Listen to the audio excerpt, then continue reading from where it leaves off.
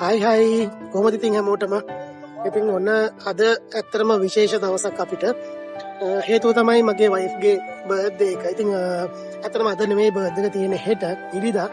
නමුත් කාලේ චුට්ටක් මැනේජ් කරගන්න ඕන. මොකද ඔයාලා දන්නවා ඩුබායි කියන්නේ මුස්ලිම් රටක්. එතකොට මේ මාසේ මුස්ලිම් අයට විශේෂයි. මොකද යාලා රමසාන් සම්බන්ධ මාසේ. ඒ නිසා අපි ඇත්තටම තීරණය කරා අද එයාගේ බර්ත්ඩේ එක සෙලිබ්‍රේට් කරන්න ඕන කියලා.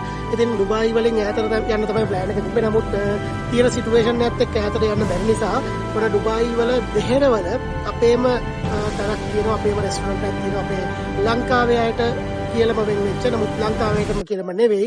නමුත් වැඩිපුර ලංකාවේ අයට කියලා වෙන් වෙච්ච බොහොම අපූර්ව රෙස්ටොරන්ට් එකක් තියෙනවා, සීලෝඩ් රෙස්ටොරන්ට් එක.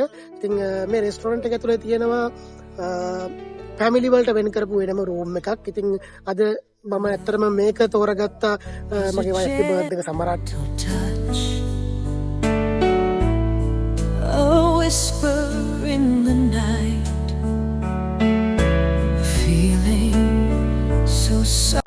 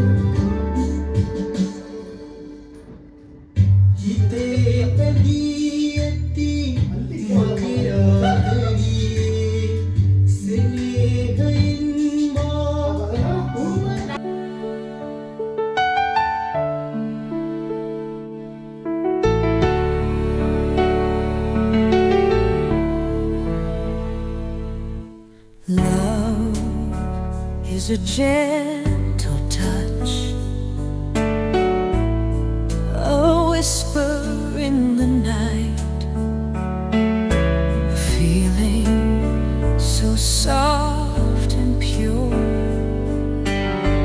that makes everything right. Love is a beautiful thing.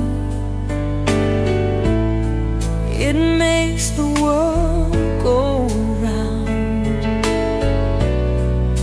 It brings us together